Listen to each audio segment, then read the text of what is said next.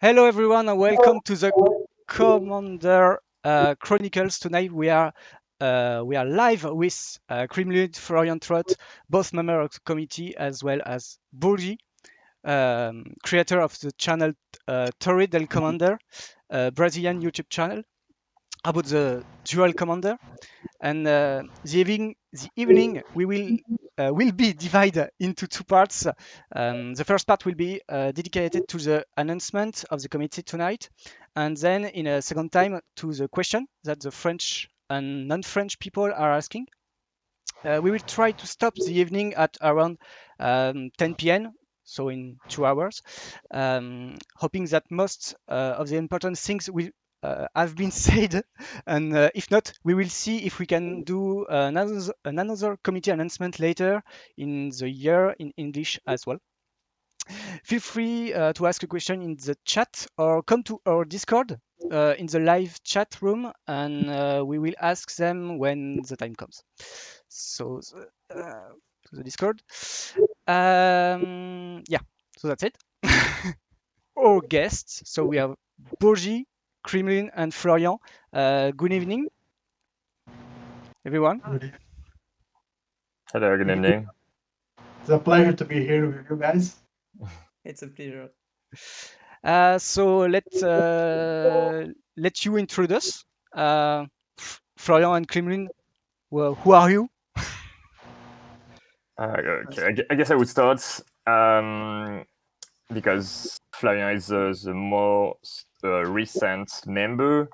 I'm DC player, competitive Magic player. I've played a lot of high stakes tournaments, and during past years, I've always enjoyed Duel Commander. So right now, I'm a co-member to the format, and basically, I try to interact with people, with players when I participate in events or when I chat on any support, any internet support.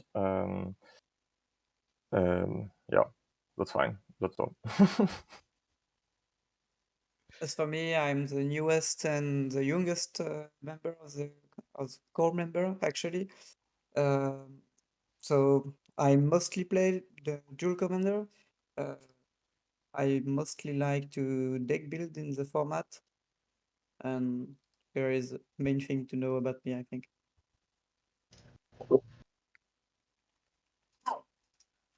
I play since around 2004, since the Fifth Dawn era. So, and I play mostly Duel Commander as of now. I played modern and other competitive formats in the past. But I'm not such an accomplished player. I played the most important tournament I got was the Brazilian Nationals in the time of New Phyrexia.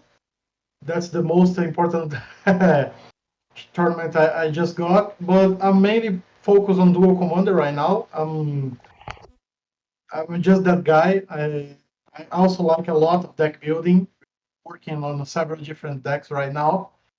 And I just last year started my own YouTube channel that we record some gameplay of our local tournaments, published for everyone who's interested to see. That is about me. Okay. Yeah. I would like to say that we are lucky to have you because it's our first international stream, and it's something we thought about a lot, and we know how complex it is to build something like that. So thank you a lot to be here, especially because it's not it's the middle of the day for you, and it's not easy to be here. Thank you. It's about the passion to the format. One other thing, it's the great inspiration for my channel was the Philippine ones, the Duel Commander PH. They are an absolute inspiration for my work, and they are awesome guys. And just go check them out. Thank you, everyone. Thank you in the chat. It's incredible for the channel for here. I expect you are not. There are a lot of non-French in the chat. So do you have the announcement? The announcement is ready or not? Yeah, it's Yeah, already here. All right. We will see. Let us see. Okay. Oh yeah. Oh yeah. Okay. Some change, a few change apparently. To that, So when you see, you can see the. Guess you have the link in the chat. So I will copy it so you can here. So we are rule change, no change. Individual card change. Chrome Ludwig's Opus is now banned as a commander only. Livio Otsworn Sentinel is now banned as a commander only.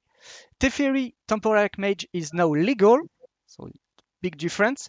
And experimental change Marat Will of the Wild is now legal.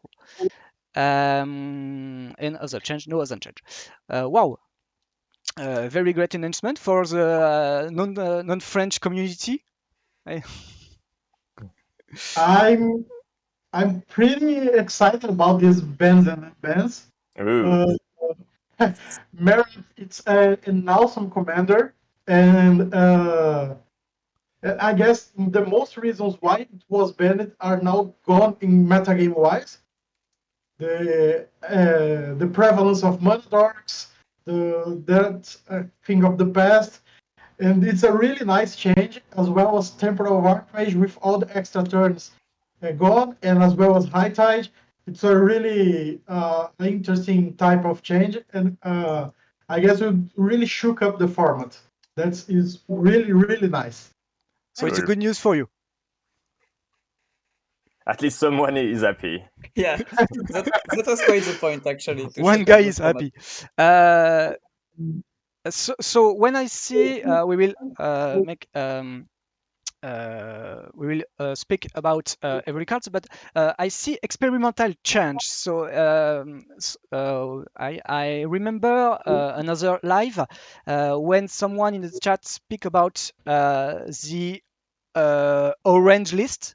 You said it doesn't exist now. Yeah, no, it doesn't exist right now. Our point is Marat was the most complex decision taken here, and we just want player know Marat is maybe a bold choice, a bold unban at least. So why not trying things? You know, from the time I came to the as a DC core member, I always wanted changes, and Marat is one of them. Yeah, so it's important to inform all of the people that it could be a reversal decision in the future or not. And most important, there are no rules about that. Like it's just an information. Like I don't know how to say that. Like it's a bonus points to inform players. That's all. It's pretty much the same case as with Edric in the past, right? He got embedded. Yeah. got abused and got banned again. Yeah, exactly. But it's also the case with Zur. And so we had a situation where an experimental unban was actually too much for the format, and another occasion when it was really okay, actually. So it could be either of those. We don't know yet. It's very hard to evaluate the real power of the card since it's not ever been legal in 20 HP. It's more of a 30 HP card. So right now, it's been a controversial decision, as Scott said. Not everybody in the committee has had the same opinion. I can safely say that for this ban list, everybody had a different opinion, and we made something of a compromise between everything, and this is the final compromise. But there has been a lot of debate, actually, not a lot of debate. And Sure. Arath is the Yeah, most controversial. one important point we mostly all agreed is we have to listen the communities.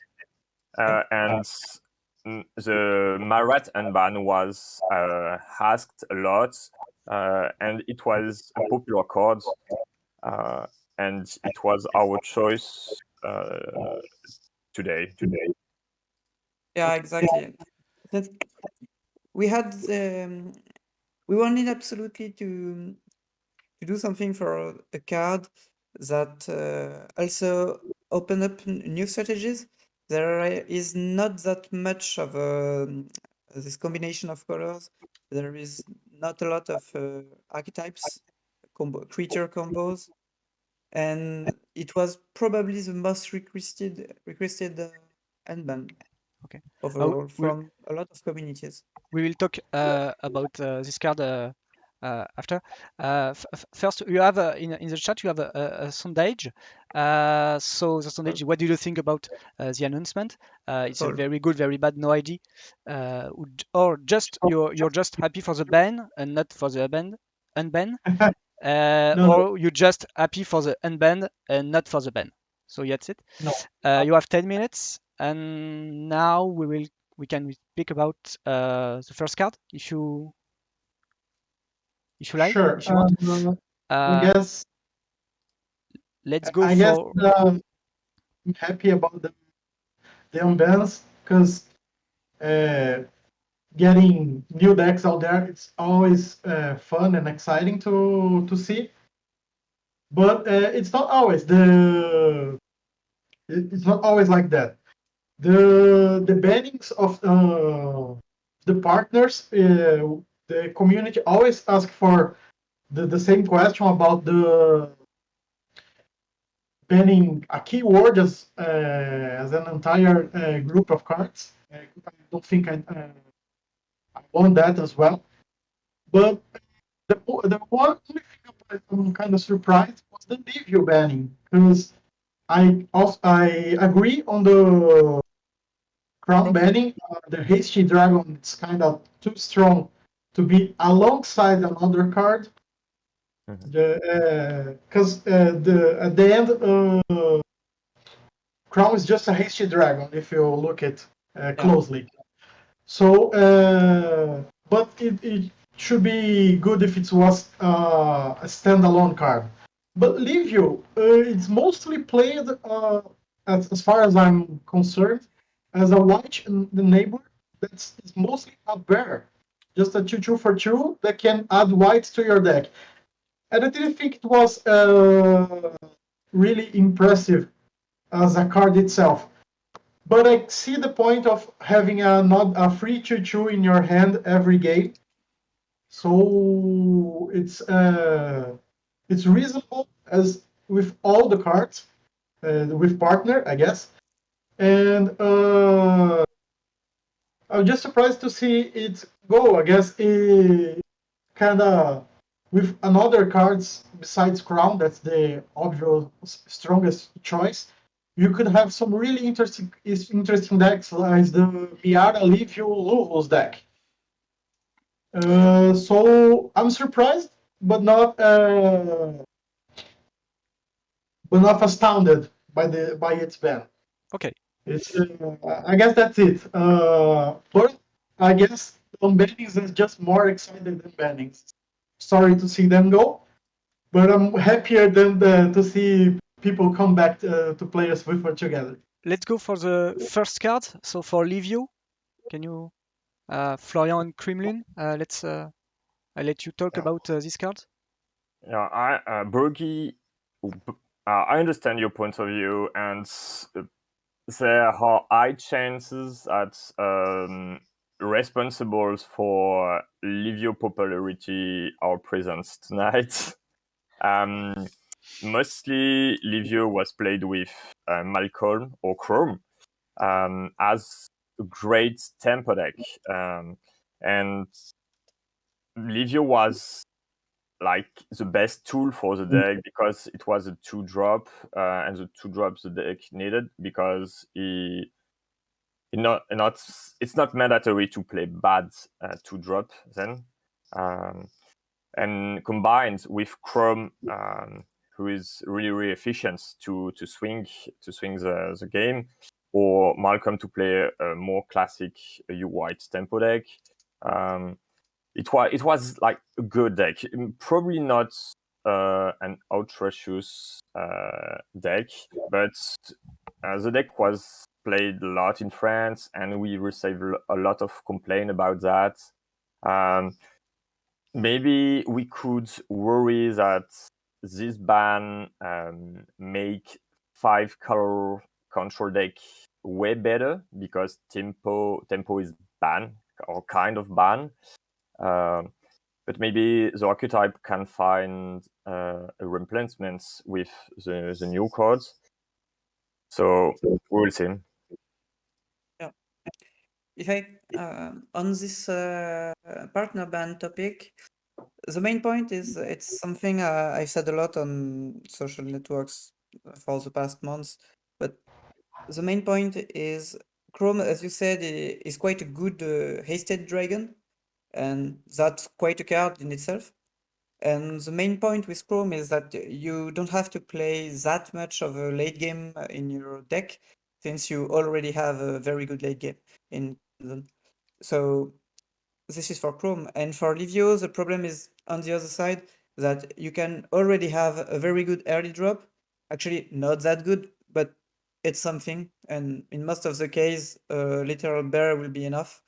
And you just have to you can cut every bad 2-drop in your deck, and you'll have a deck with very good early game from the start, very good late game from the start, and you can just play a lot of interaction and a lot of good 3-drops, etc., etc. And so the deck tend to be maybe not exactly too strong, but too resilient and too stable for the format.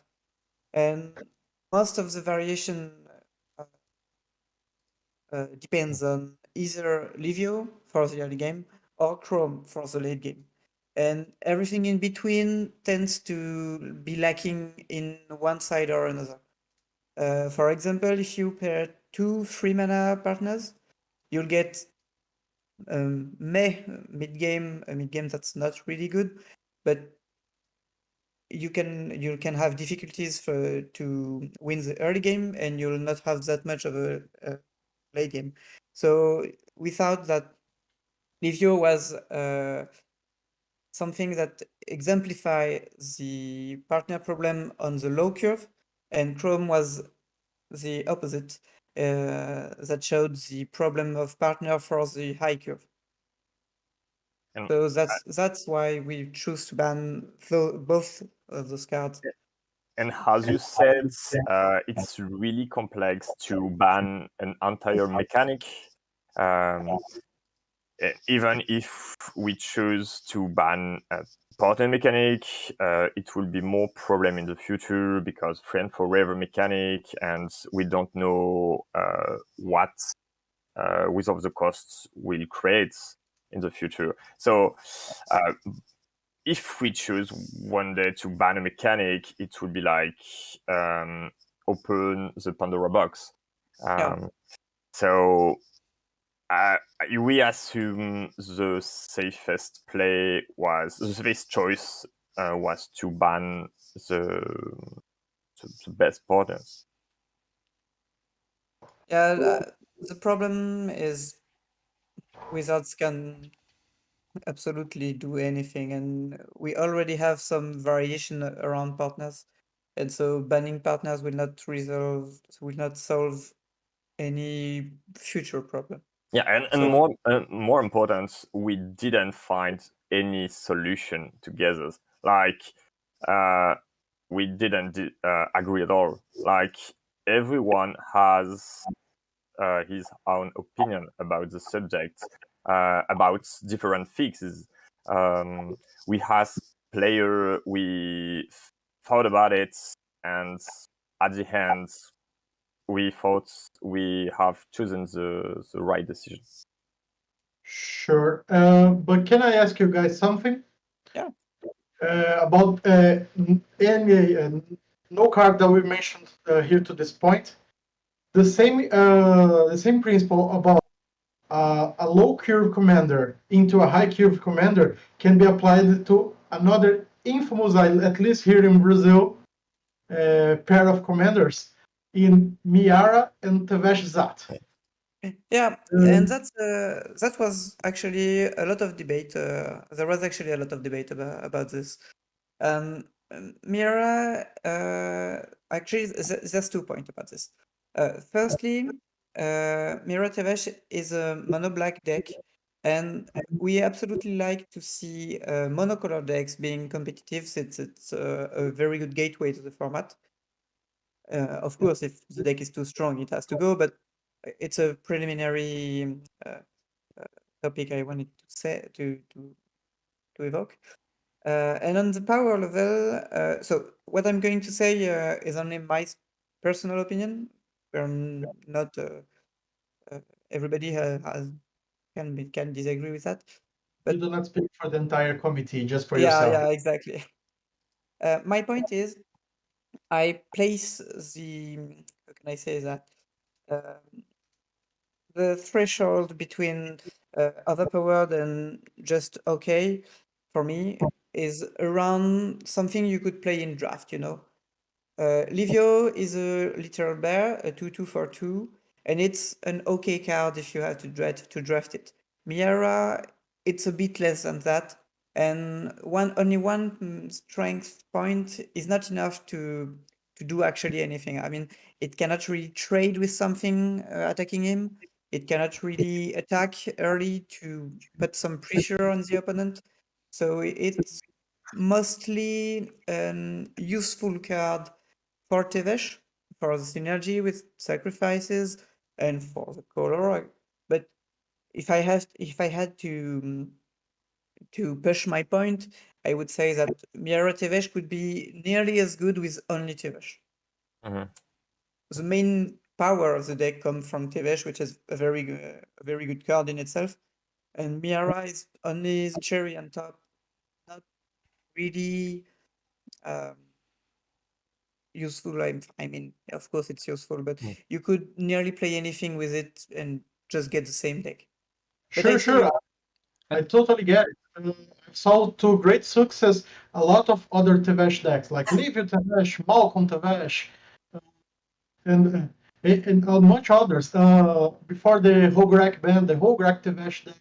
So yes, it's okay. I guess it's because I'm more biased on aggressive strategies, and I guess here on my meta game in general, it's more biased to aggressive strategies.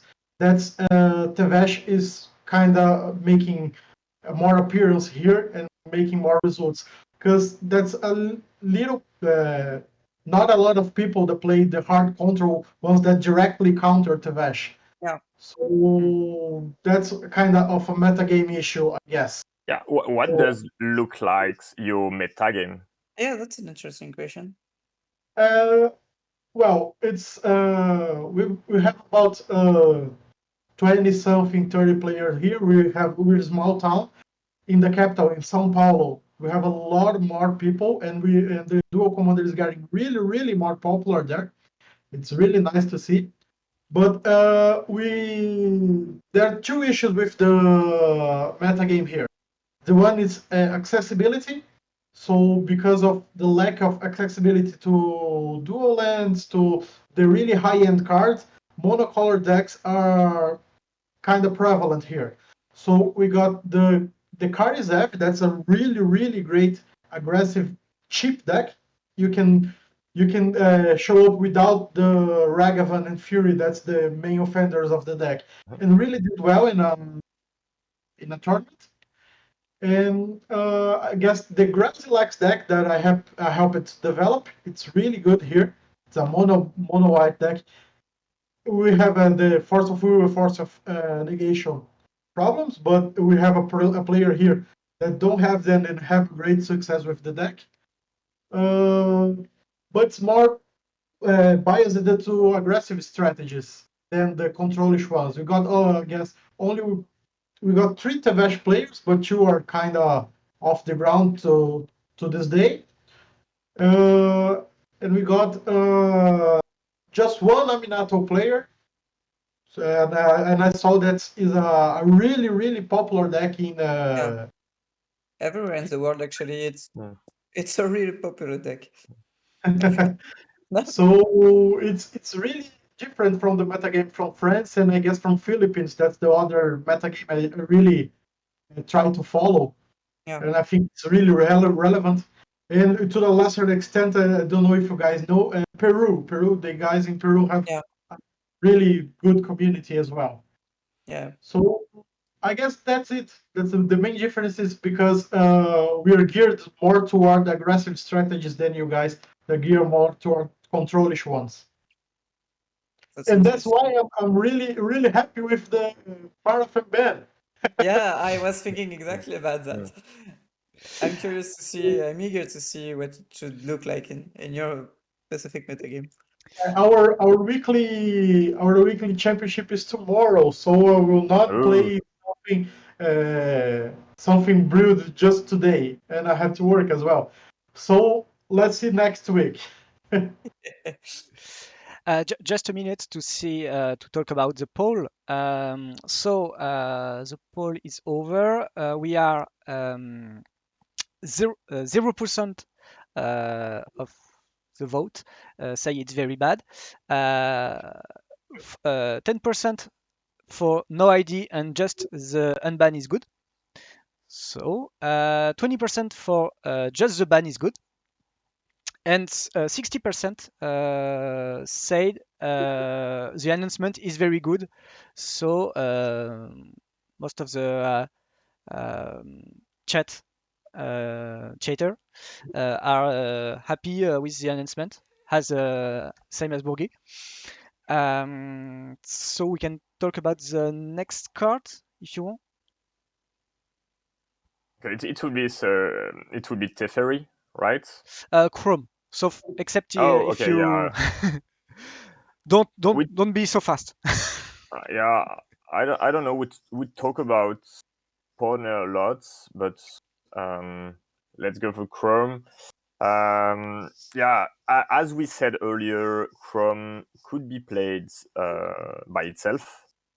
It's a good magic card. It opens 2 colors. And it gives tempo decks the ability to swing the game, like swing the tempo. You know, once you play the control as a control player, then the next turn you could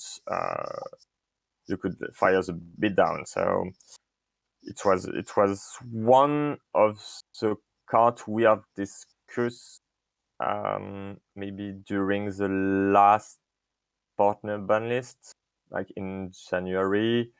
We talked a lot about Chrome. By the end, we decided to let him free, but it's not the case anymore.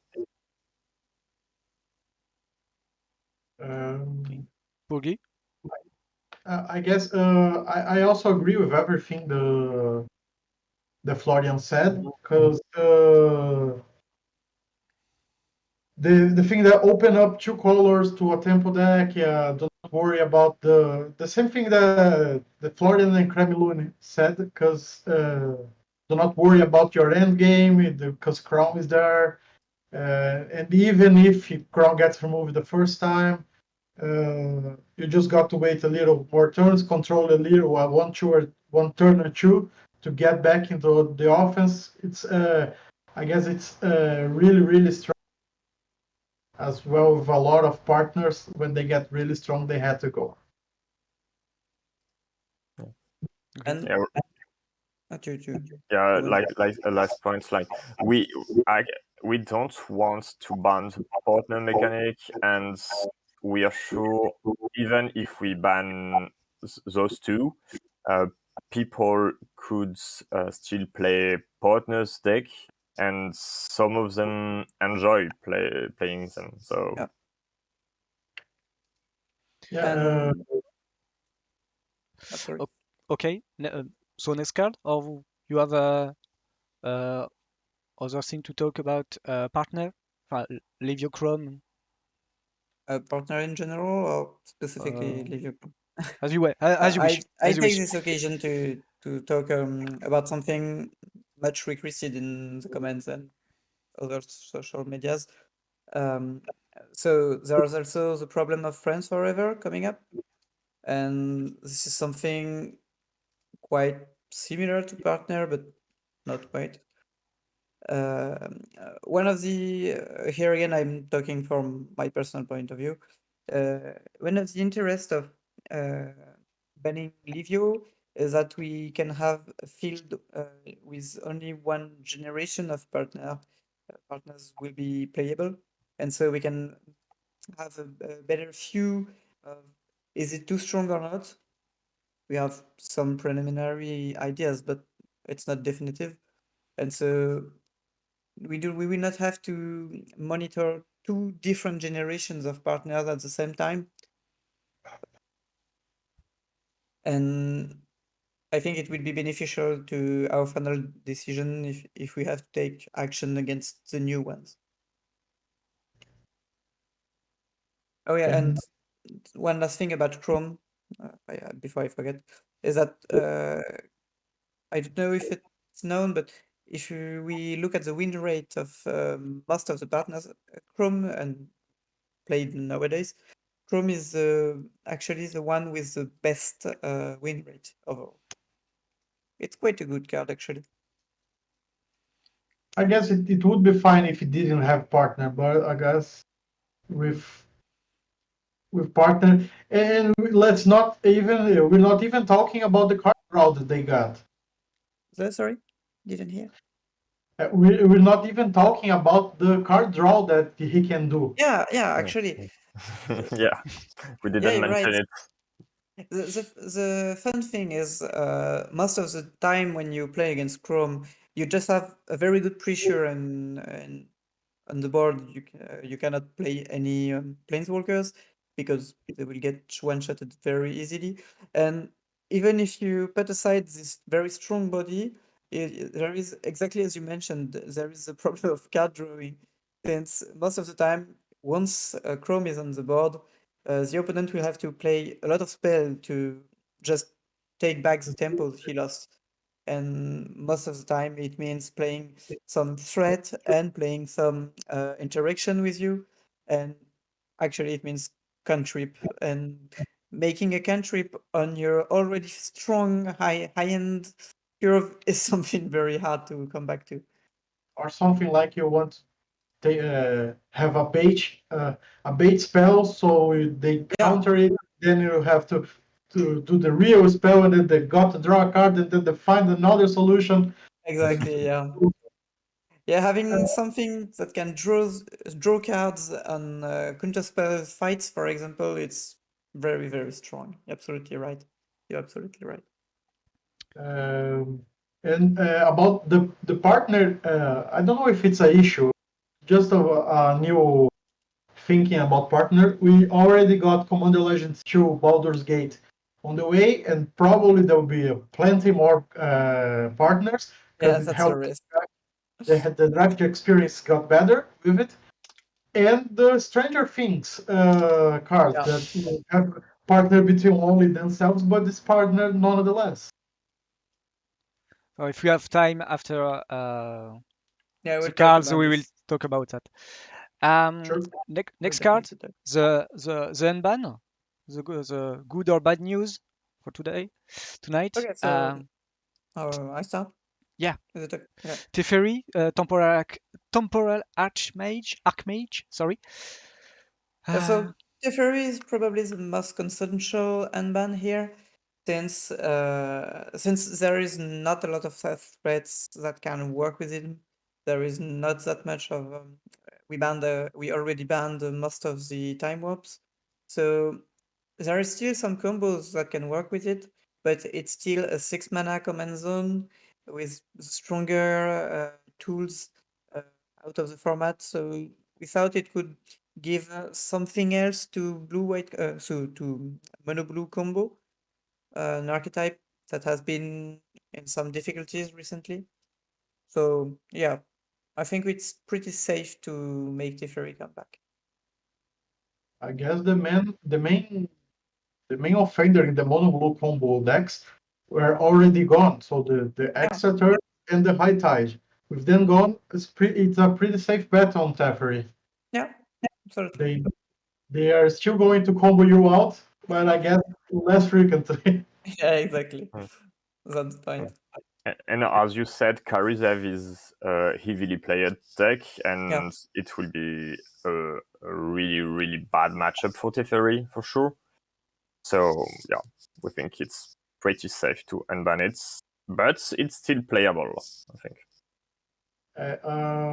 I guess the mono red decks, even if it's Karizev for a more mid-range approach with Lelia, I guess, are kind of a bar. If your deck doesn't stand this bar, you kind of have to think about other decks. Because if your deck flops against mono red, it's it's a pretty good chance you feel that you will go to be paired against one in a big tournament at the 4, 5, 6 rounds, and I think it's a good. I don't know how we talk about this in English. We call it a good ruler, a good type with measure the format. Yeah. If your deck flops against mono red, you better think about something else. Yeah, and that's something we're actually quite happy. I mean, if mono red is a deck that how can I say that? It's something of you have to confront at some point, as you said. It's quite a skilled deck, actually. Uh, if it's the baseline we want to see for the format, it's quite a good thing. I mean, of course, if it's not the only deck, but if it's one of the top tiers, one of the good decks you have to confront on a tournament, it's quite a good thing. At least Sure, it's my opinion. Bitzelberg is here on the chat and they say is the policeman of the format, and it's Yeah, totally exactly. That's exactly it. The policeman of the format. It's a good expression. I mean, you have to respect it. You cannot just combo off without interacting. You cannot just try to draw a lot of cards and saying, no, I can't play with you. And it's a good thing to have decks that force the opponent to play actual magic and not just staying with their card and play. playing solitaire, I guess. Yeah, You have to exactly. force them to interact. Yeah, exactly. Interaction is probably the hardest part of Magic, and it's what makes the game so interesting. It's the funniest one, I guess. If I want to play solitaire, I play in my house. I just shuffle my deck and play by myself. Yeah, Well, exactly. You can goldfish all you want with your deck. Yeah, You're right. every time we can, we promote interaction, and we say that we promote interaction, and Yeah. it's mostly why and how we take our choices. Yeah, it's one of the most important things we keep in mind. Sure. And the last card now? Yeah, so Marath, Yes, Marat. So yeah, Marath. So the dissident. Yeah, as we said, it's something controversial. The main point, and the things I mentioned earlier, but I'll say it again, is that Marath hasn't ever been legal in 20 HP, but it's been a very strong card in 30 HP. The thing is, in 30 HP, the metagame was quite unbalanced, since it was nearly impossible to play an aggro deck, just too much HP to do that. But Marath could still work since it had some combos and etc. etc. So it's a very, very hard card to evaluate in the current format. There is a lot of reason for that. Firstly, the global power level has gone very far. Everything has been buffed in some way or another. And most importantly, it's a very hard card to build around. We could not just do, okay, I'll do some Marath build, you do some, I don't know, a Karizev and control deck and just play, since there is a lot of different build, a lot of different directions you could use for the card, and it's absolutely not obvious if you'll have to confront some very combo heavy deck, some really aggro deck with no combo at all, some very mid-range deck that can crush aggro, but will have some difficulties against other combos, etc., etc. So it's to sum up, it's a card very hard to build around. There is a lot of potential and a lot of different things that can be tried.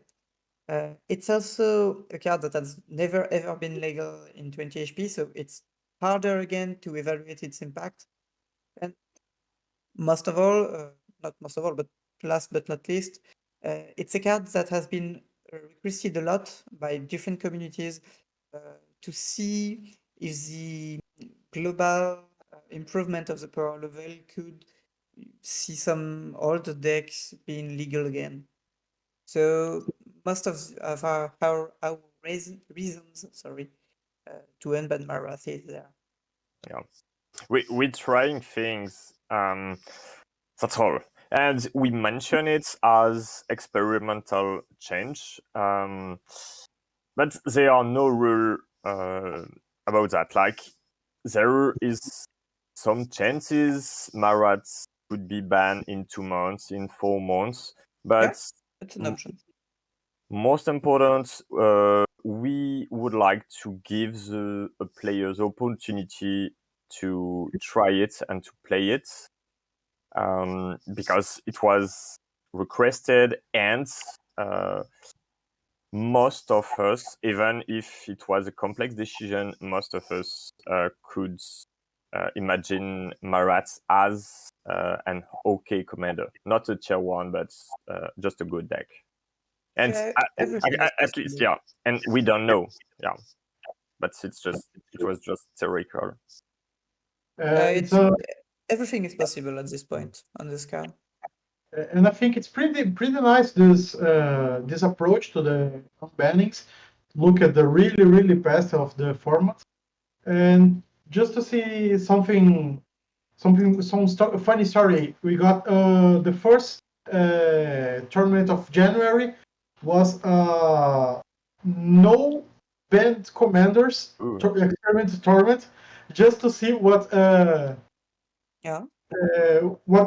could happen, and was a really nice meta game, because we knew that because of the end of the year celebrations, we're gonna just have a little people. It was just an 8-man against a 9-man, and there was no more F. That was funny, because people didn't think it was broken enough to bring to an all unbanned tournament.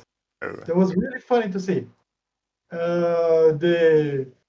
We got 2 Laurels, we got Markov that ended winning the tournament. The card is busted, never unban it again. We got some Minala combos. We got even a partner pairing with Ezio and Jessica, the 7 damage killed you deck. It was a really nice tournament as an experimental thing we got to do. And it was nice to see some old commanders playing with cards that never got to play. The Markov, as an example, got a brand new whole collection of umpires to play with. The Oloro got any more control stuff. So it was a really fun experiment, but it was just that, an experiment. And just to say that people didn't show with Maraf because they didn't think it was broken enough. Sweet. That's a good sign, I guess. Yeah, It can be right as well. With the choices, it's exactly what we would like to do, like give opportunities. That's all. And despite the fact you're happy with the ban list, do you think Marat is too strong? It is strong, but I don't think it's too strong for the format. I guess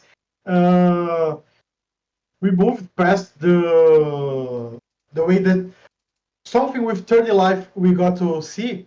It's the Maraf player, the control player stabilizing with 6, with 8 life, and then winning back against the Anagro. That's not an issue anymore. So I guess the 20 life will be pretty nice for us to see what if Maraf will be an aggressive deck itself, or if it will be a more mid-range deck.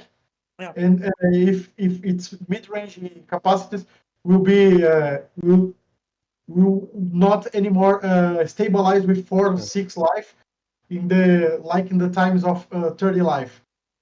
So if that's the case, I guess it's awesome for the format and another contender. Be strong, but will not be oppressive.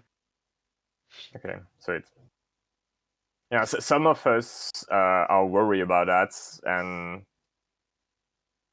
it's important to say it again. But we will see.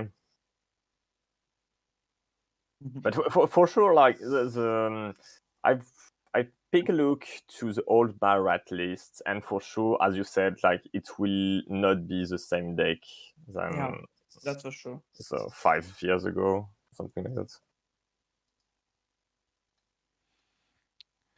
So, but that's a good point of view because in France we have a fear about Marat because there was a legacy about this card. And for you, Burgi, in your community, you think okay, it will be the card will be okay. So Yes, I think it is. Oh, just because I said it, I stand with Kremlin the whole time. Never played with 20 life, and things might be totally different. I in the start of the format, I played a lot with Saskia, and he kind of suffered from the same thing. He could do 20 damage, but he couldn't do 30. Yeah. So it's and when immediately after the rules changed to 20 life, it became one of the contenders of the format. It just fallen out of favor because it's a very expensive deck. People don't like to run the duels, and if you don't run it, you lost a lot of life to the shock and fetches. Yeah. It's a hard deck to build actually. Saskia is not.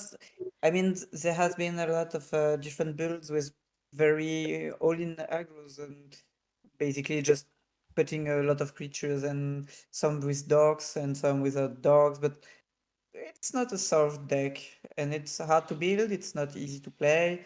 So I totally agree with you. It has quite fallen out of favor, but it's still very good and quite forgotten. And now I guess this will be the same thing with Parapets. It's Yeah. just comparing you the same time. They're very similar. Yeah, I do agree.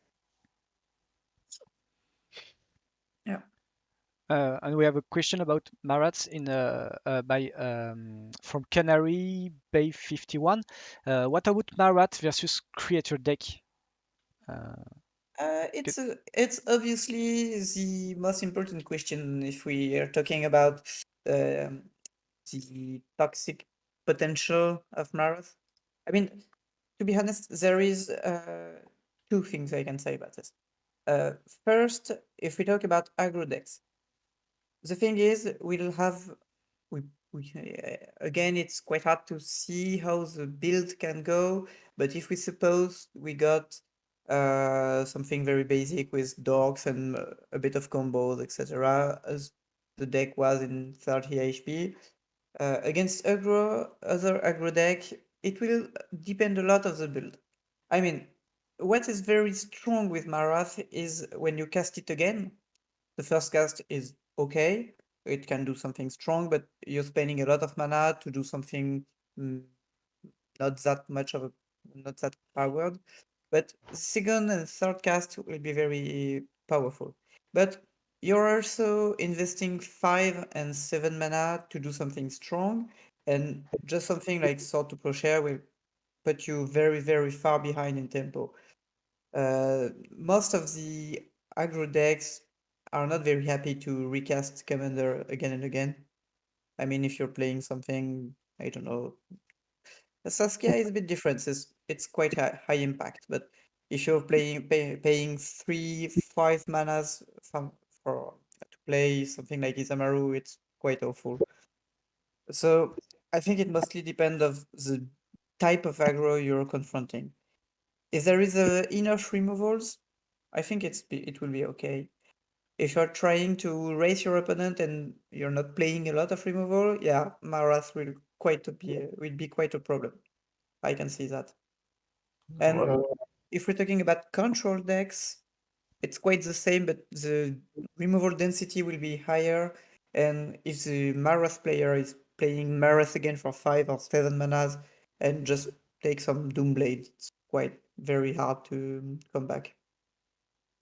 And I guess card quality got up in the recent years since Marath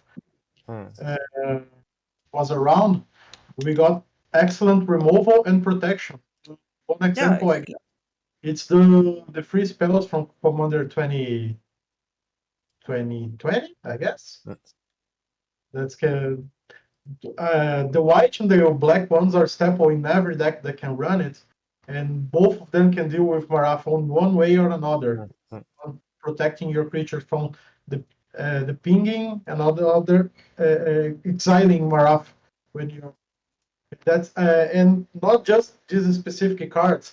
We got a lot of new good removal, and in almost all of the colors, you can just even in mono green as well, you can just remove Marath with a Kenriff transformation and the one that turns you into a forest. I guess the quality of the answers got really good as well with the threats. Yeah, and that's something very important since the obvious problem with the 99 cards format is that you'll have to have a certain density of effects to do whatever you want to do, and if it's only one new answer, it will not be enough. But in the recent years, with that, how can I say that? They had an habit of editing a lot of very good threads. And right now, just as you said, I'm absolutely agree with you. Uh, they're trying to print more good answers. And we are starting to have quite a good density of removal. That was not the case before, but it's been 1 or 2 years, and the increased rhythm of card printing actually is helping on this topic. It's a problem for other reasons, but on this specific topics, it's helping.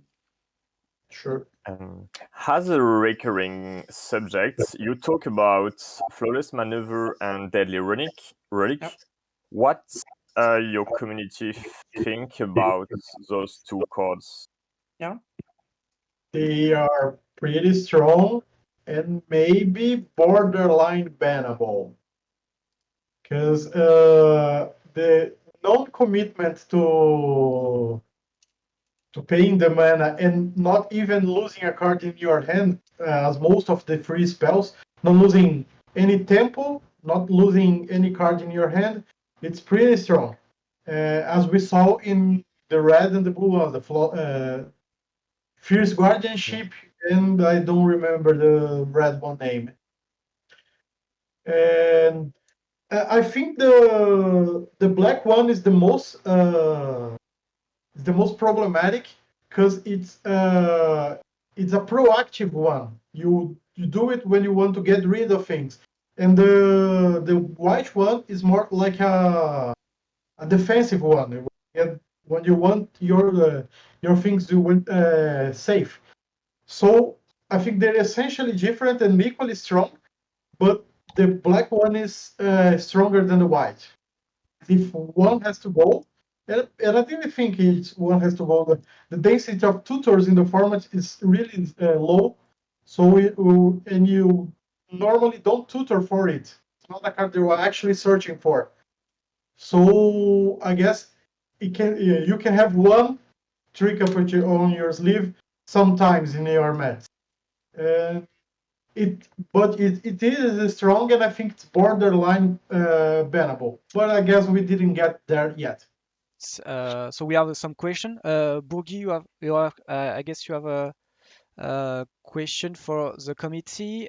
We have two questions in the Discord, and one of them will be asking in the chat regularly.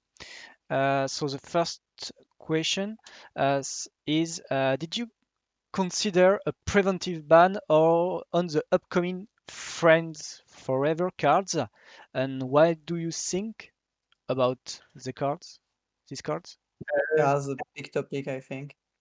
Tu veux y aller, pardon? You want to go? Maybe my answer will be, I don't know, quick. The answer, Friend Forever are not even available yet.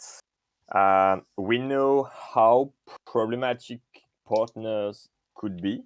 The two card in commands and is something we heard a lot of complaint, and we are aware of that.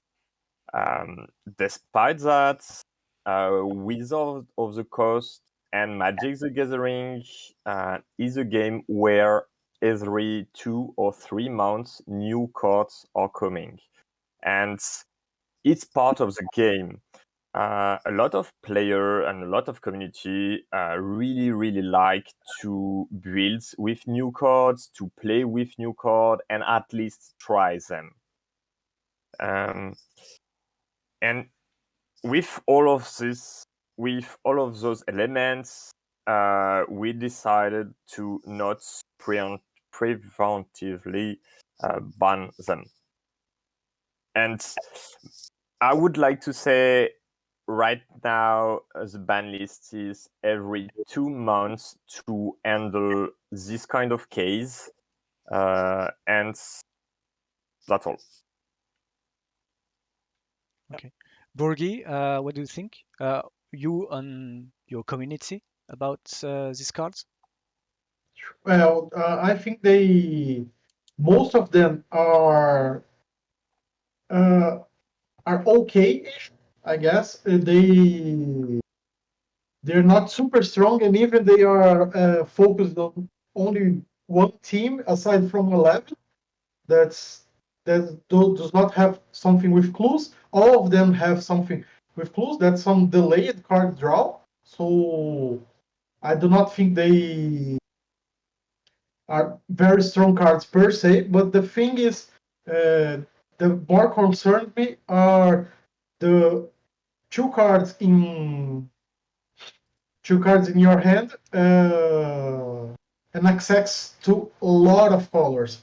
You can play a 5-color good stuff with the green white one and the 11. I'm sorry about that. I don't know their names. I just watched the first season 4 years ago. But the pairing I'm most concerned, and the one that I will play, it's Will and Lucas, because Yeah. they both 2 mana or less, and even if they're badish cards, they can be paired with Lurus, essentially giving you 3 commanders and 4 colors. That's you maybe just do a good stuff deck that has just a 2 CMC or less permanents, but a lot of answers, and then you just can see how can you win the game as long as your opponent doesn't. Yeah. So, but the same with I align with the committee that you should see them in playing action before you take any chances, because even with Jeweled Lotus, that just is extremely strong card, they still got to play some month and a half, I guess. So I guess we should see what is like. I don't have high hopes for it, because I guess the quality of the cards are lowish, on the lower end.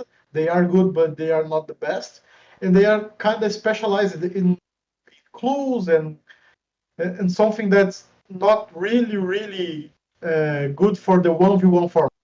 But they are good on where they meant to be, the multiplayer commander. But I think that we yet to see the full potential of them.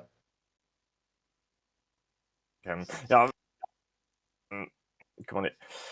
I would say I'm really no. I would say Will would be the more astonishing cards from this set, but as you said, it's mainly because it's a 2 mana card and it's open access to free spell, as you said, Mox Ember, and maybe the combo with the another 2-drop and Lurus.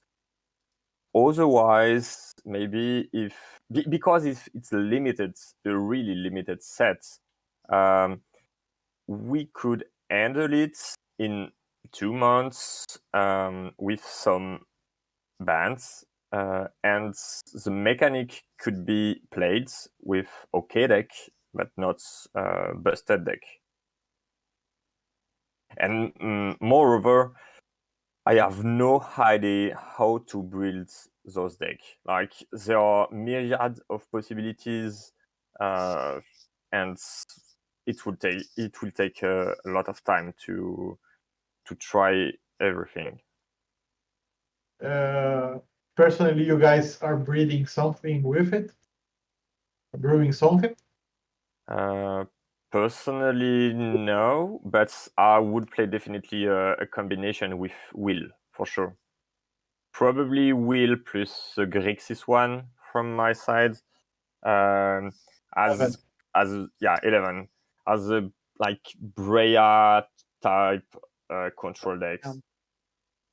Will is really strong, I think. Yeah. But otherwise, cards are not so impressive from my point of view.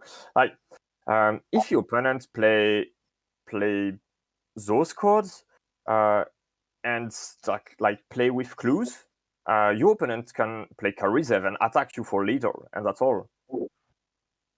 You maybe will not have the time to sack clues to get your card advantage. Yeah, I'm thinking playing Will and Lucas. That's also a Breya deck, I guess, with Lurus. But I'm thinking in focusing on the Sword Topter combo. Yeah. They can both be played with Lurus and generate artifacts, so Lucas can still ping a creature to get them out of play. And you have a combo finish in Underworld, the escape Underworld Bridge. Yeah. I think that's a pretty strong deck. This combination seems really sweet, and the first time I would like to do as a player is to try it and to build it, and it's why we didn't preventively ban them. You know, it's really interesting ideas, but we don't know. Sure. It's pretty valid. Let people have fun. Yeah. It's really, really important for us to that you share your point of view, because sometimes with the French community we are like aliens. We're talking about other community with other point of view, and sometimes no one believe us, and it's a really little bit disappointing. Yeah, there's some tendency to only see your own community in French, and it's really good, and we are very happy to talk with people outside of it because it shows there is different opinions, different ways, different, and I want to hear from Steve Villarasa as well to see how his community is doing in Philippines. yeah. Maybe in the future we will invite him to share thoughts with us. And it's really hard for us to hear like Duel Commander is only French commander.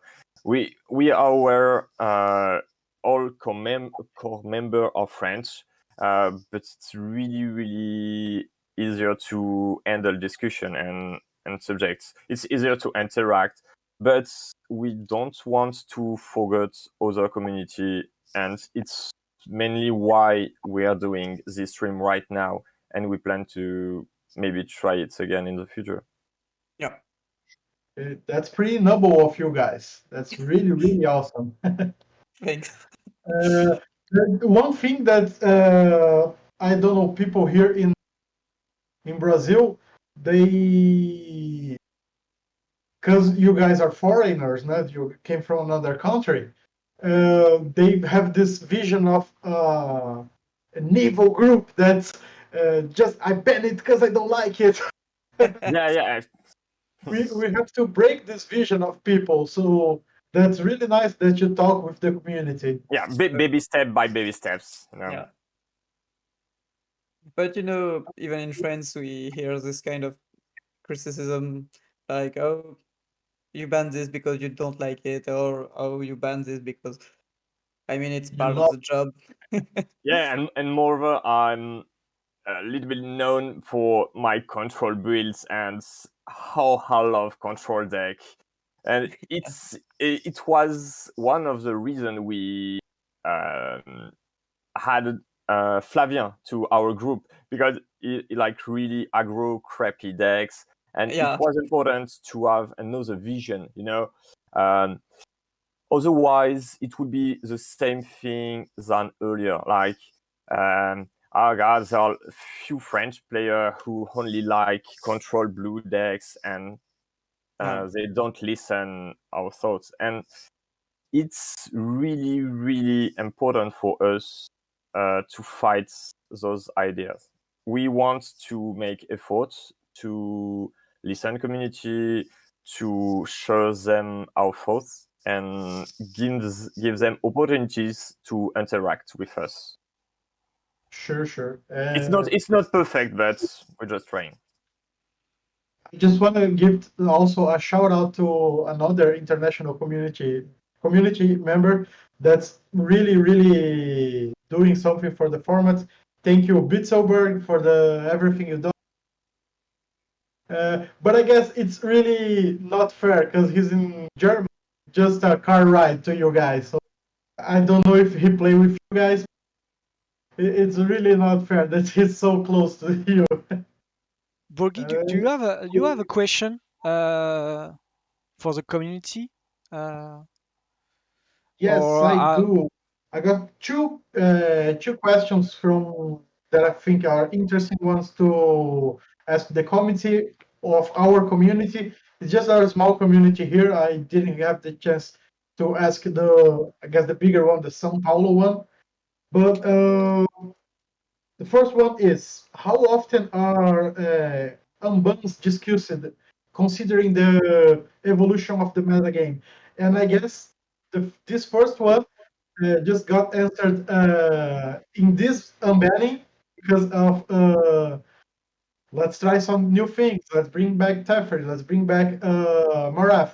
I guess Yep. this was called Lero. And the second one is card usage is considered in the ban discussion, because I got some that I take from the MTG Top 8 site, is that Lightning Bolt is roughly in 50% of the decks there, and Demonic Tutor is in 43%. So the use percentage of a certain card are discussed to ban it or don't. I don't think Lightning Bolt is a card worth in banning, but Yeah, I guess I see your point. Tutor might be, and I don't know. Yeah. J'y vais bien. Can I answer to the second question, Flavien? Sur, The iconics card. yeah. So I'll answer on the percentage part of your question, which I find very interesting. I mean, it's obvious, and just as you said, it's obvious that just a pure percentage cannot be the base of a ban. But your point is interesting in the sense that it's obvious certain cards will be so good that you will see them in every build as soon as you play the color. But so we do not have a specific bundle of criteria to ban a card, but we have. I can give you some. How can I say?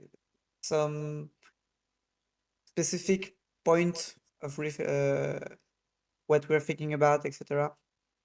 For example, we tend to ban mostly threats and try to not ban as much when it's an answer for reasons we talked about earlier, because it it's basically more interesting if you can have something back and forth with your opponent and not just slam a big threat and win the game on the spot.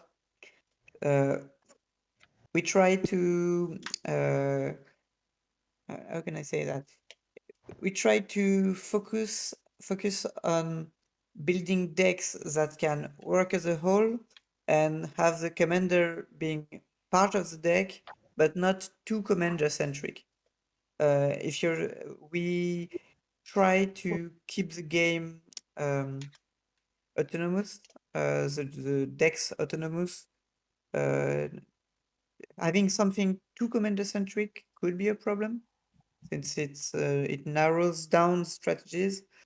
So yeah, some things to think about. There is a lot of other things, but right now. Sure, but I think the synthesis of the answer that we like to ban threats and not answers is just fine for me. That's that's a really big point in our way of thinking. And you talk about demonic tutor, and it's the same, like it's the same case than Skull Clamp. Let me explain. Like some cards of the former are just really strong, outrageously strong, but they are iconic ones, and people tend to love to play them. Yeah. What do you feel when you cast Demonic Tutor? Like, it's most of the time it's a great feeling. I don't know if it's too strong. I would say no, but it's sometimes mostly it's interesting. We know sometimes it's only gets the perfect answer, so it's kind of the perfect cards to a situation. But sometimes when the game is close, it's an interesting choice, and you're happy to Demonic Tutor, or a turn 2 Demonic Tutor could lead with an interesting game, because you have to make a choice, you have to take a decision, and it's a great feeling to play it and to cast it.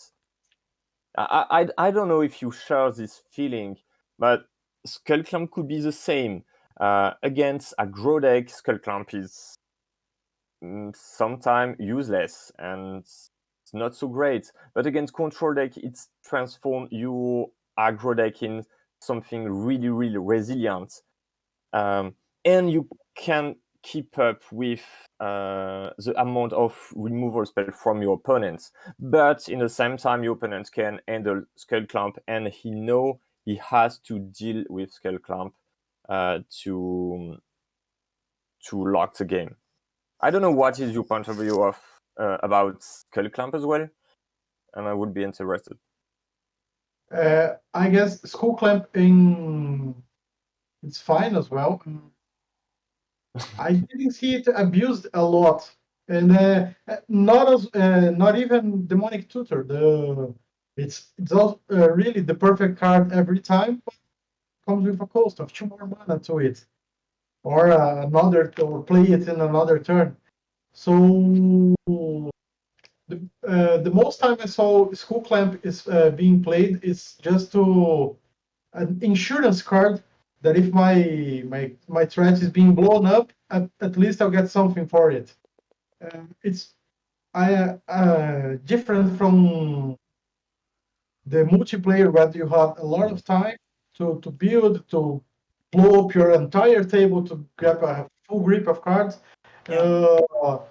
In 1v1 scenarios, it's much more tight in where you can do, what you can do with it. So I guess it's safer in a 1v1 environment.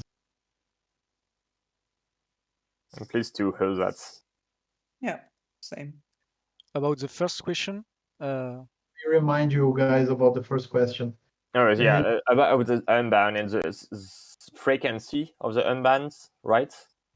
Yes, and if you discuss the recent metagame to reason and an unban from a pretty long time ago, now it might be time to unban this card because this and that.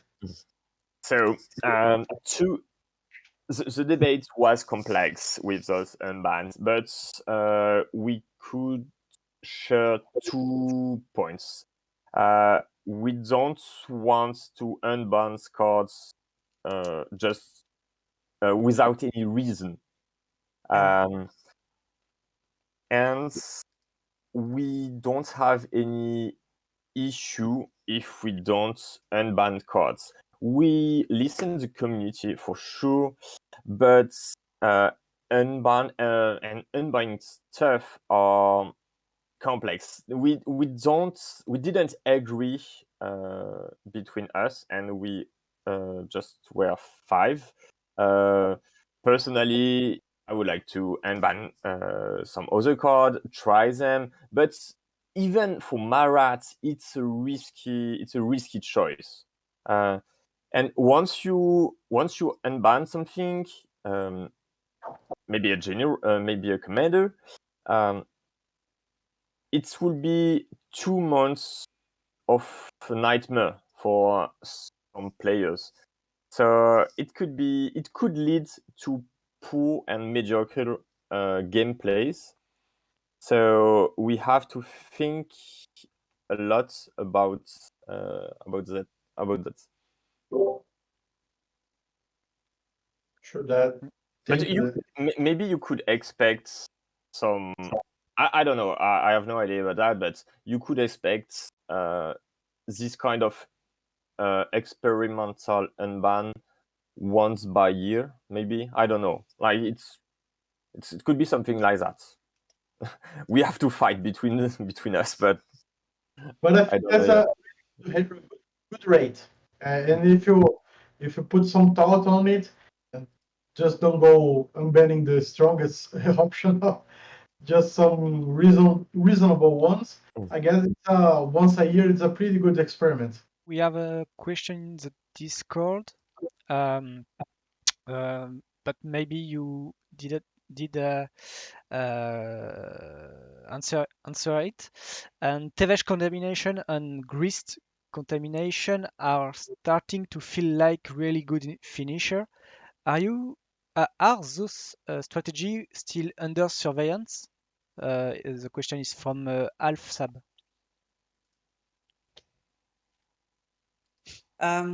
It's a complex question. I think we discussed this at some point in previous streams. I mean, something we discussed a lot. It was me that asked about the contamination Tavesh. Yeah. Yeah. Let's be honest. It's not very good gameplay. I think we can all agree with that. It's never been fun to just take the blood moon or the contamination and say, well, I just throw in my cards and let's go to this next game. But on the other side, it's good to have something to punish greedy mana base. Something that can. I mean, we have a lot of complaints also about 5 colors, good stuff decks, control-ish, just playing best cards available, and giving the other decks some tools to block and to confront to fight such strategies is not in itself a bad thing, even if it's really feel bad when you have to get. I do agree with it, but only on the Blood Moon side, where Yeah. you can punish the really greedy mana bases, really well placed Blood Moon. But on the contamination side, it punishes even mono decks. Yeah, you're right. But what do you think about contamination against like Karizev deck? It's really heavy and difficult to assemble. You have to stabilize first. The card is clunky in this matchup, so I don't know. Because Blood Moon and contamination effects are not 100% efficient when you face an opponent, we choose to let them in the field. But maybe there is an interesting one, because on the ban list there is a back to basic. And back to basic could be a less efficient Blood Moon or less efficient contamination, but it's a blue card. I'm pretty sure back to basic is really, really bad, improving your bad matchup if you play mono blue, because it's deal with other control deck, and because you are playing mono blue, you are really better than them, and it's mostly useless against aggro deck. That's how your worst matchup. But back to basic is on a ban list, and it could be really, really bold to unban it. I'm not sure the community is ready to play with back to basic, but some player and a part of the community are happy with Blood Moon and contamination in the field, because as Flavien said, those cards deal with 5-color grids pile, like a Nave Mizzet, the 5-color Nave Mizzet, or any deck of these kinds.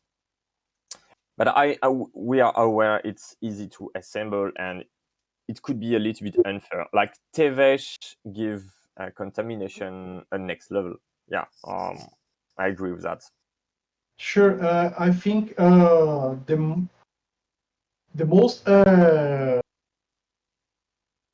outrageous and contamination can be it's against mid-range decks and aggro decks that do not have red on them. Let me make my point. I played for a while Isamaru's Talia decks, and if I just got to turn 2 Miara, turn 3 contamination, I just got locked out of the game, and I have pretty much 2 cards in my entire deck. I can cast the white free spells, and not one of them deal with the contamination itself. So, and a lot of this can be made through to to green-white decks, to green blue. I guess blue didn't struggle so much because blue can just counter it. But the aggro and mid-range decks that do not contain red struggle a lot with it. I mostly agree with you, but if we ban contamination, would you think we have banned it because it's really, really good against our decks, our Sure, personal decks? sure. But the thing is, I think contamination creates more non-games than actually games. When one people didn't have to play Magic while the other is playing. And I don't think this is true for Blood Moon. Blood Moon, it's a fairer card because it makes you consider your choices when you're deck building. So I have to play more basics because of Blood Moon. While with contamination, I'm playing mono deck, and I will still be locked out of it. I have a last question. When we debated about contamination, our question was, do you think the problem is contamination or do you think the problem is Tevesh? Yeah.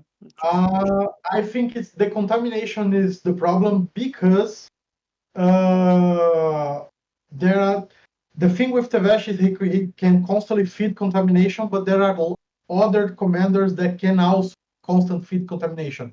There's Grease, there's the new one Jadar that's already showing up with some aggro decks more low to the ground. So I think the issue it's more contamination. Tevesh has other issues that it's hard for non-red decks to race over it because two blockers every turn is kind of hard to deal with. And would you say your community would be happy if contamination would be banned? The thing here is more like what I said in the beginning of the stream, more than an accessibility issue. Contamination is a hard card to get. Yeah. To buy it, actually. I think it's the same reasoning why back there you banned the Warrior one, Najila. It's a deck that wasn't too strong at the time, but when you bend the next best thing, it became too strong, and then has this pretty difficult to reach cards that can make the deck. So I think it's the same thing. Tevesh has this issue because it's easier to get in your hand. Financially speaking, it's a couple euros card, it's a couple reais card. And while contaminations are harder to get, expensive card. And I know it's a social problem outside of the enclosure of the game itself, but I think it's a problem nonetheless. Okay. Thanks for your insights. Yep. Then that's it. Okay. We are 14 minutes left. I have a last question, but I guess Sgana in the chat room has response. So the question is from Ogrimar. The printing of triumphs helped a lot of the force colors on deck to stabilize their mana base. Do you consider unbanning Wasteland to help in punishing greedy mana base? Okay, Yes, so if Wasteland would be unbanned, absolutely every deck would play it. Imagine you're playing against any deck of the formats. Your opponent play a non-basic lands, and it didn't play any turn one. You have Wasteland in hand, you play Wasteland, you activate Wastelands. Why? Because you have high chances to steal the game on the spot. And because of that, there is no interest to unban Wasteland, because activating Wasteland is not a choice. It's almost mandatory, and mostly every time it's the best play. So we don't know how unbanning Wasteland could improve the metagame and improve the gameplay. If you want to handle non-basic land, you could play Dust Bowl, you could play Tectonic Head, you could play Field of Winds. They are totally fine. I also agree with it, and it has some issues with.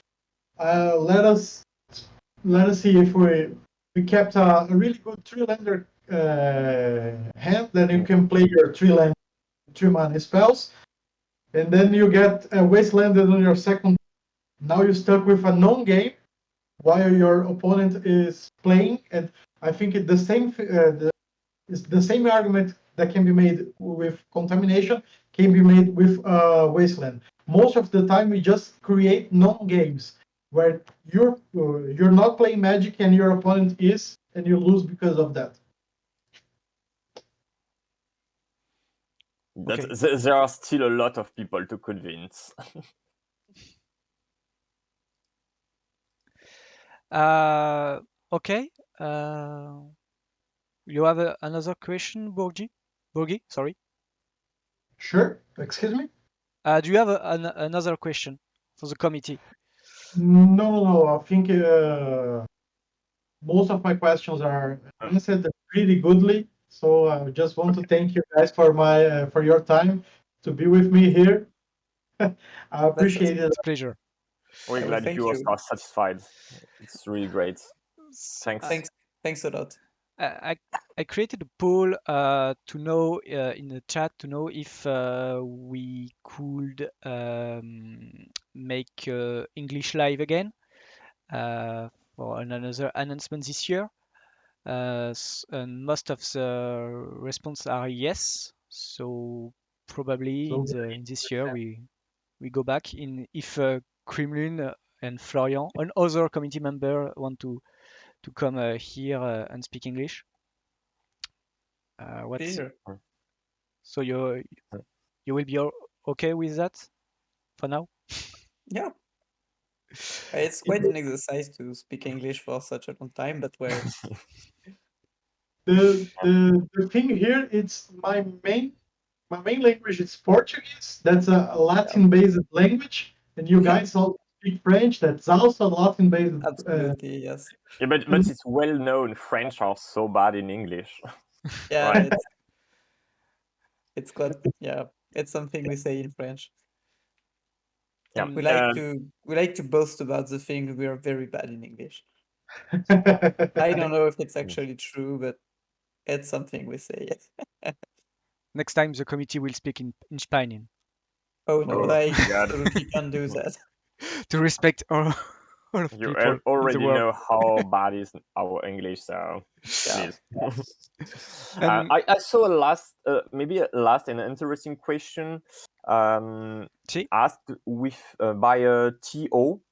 The question was, what is your opinion about tournament organizers that ban certain commanders who are not on the official ban list? We talk about this subject during the Ragavan and Inala summer. We are almost sure Freedom Forever are not on this level, but we don't stand any position about that. The last time we discussed about that, it was like, make your choice. We are giving guidelines to tournament organizer and player. I would say we think we are doing our best to improve the format, but we could be wrong. Yeah, we are just humans being. But maybe taking another path could be difficult to handle for the community. I have no idea about that, even as a player. As a player, I know I could play, and I want to play. That's all, and I could play in any format, and I really don't care about that. Like, just it would be just another challenge, but I am really scared if tournament organizers like act differently.